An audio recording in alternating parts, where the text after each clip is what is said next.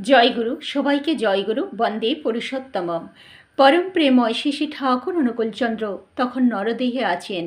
তিনি তার প্রিয় ভক্তদের একবার জুলাই কনফারেন্সের তৃতীয় দিনে ডেকে বলছেন যে তোমরা মানুষকে বাঁচাও, তাদের যোগ্য করে তোলো, ভগবানের নাম দাও।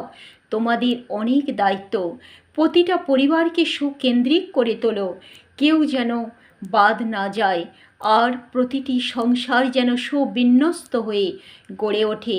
প্রত্যেকে প্রত্যেকের প্রতি, বাবা মা ভাই বোন স্ত্রী স্বামী, কে কার প্রতি কীরকম কর্তব্য করবে, দায়িত্ব পালন করবে, সব তাদেরকে ভালো করে বুঝিয়ে দেবে।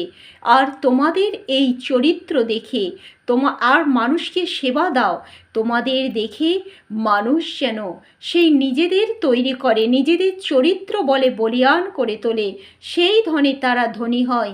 আর তোমরা এমনইভাবে মানুষের যত সেবা দেবে, ততই তোমাদের প্রতি আকৃষ্ট হয়ে যেন তোমাদের পায়ের ধুলা নিয়ে তারা কবচ করে পড়ে রাখে।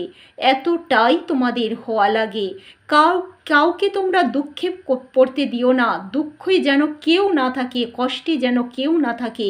এতটাই প্রত্যেককে যোগ্যতর করে তোলো, যোগ্যতম করে তোলো, সবার যোগ্যতা বাড়িয়ে তোলো। দুঃখ কষ্ট যন্ত্রণা ব্যাধির মধ্যে থাকলে সে যে তোমাদেরকেই সে ভার বইতে হবে, একথা কখনো ভুলে যেও না।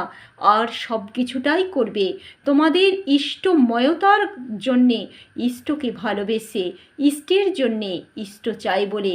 কারণ সবার মধ্যে তোমাদের ইষ্ট আছে। আর অথচ কিন্তু একটা কথা মনে রাখবে, যেখানে তোমাদের ইষ্ট নেই তার সঙ্গে কোনো আপোষ কখনো করে চলবে না।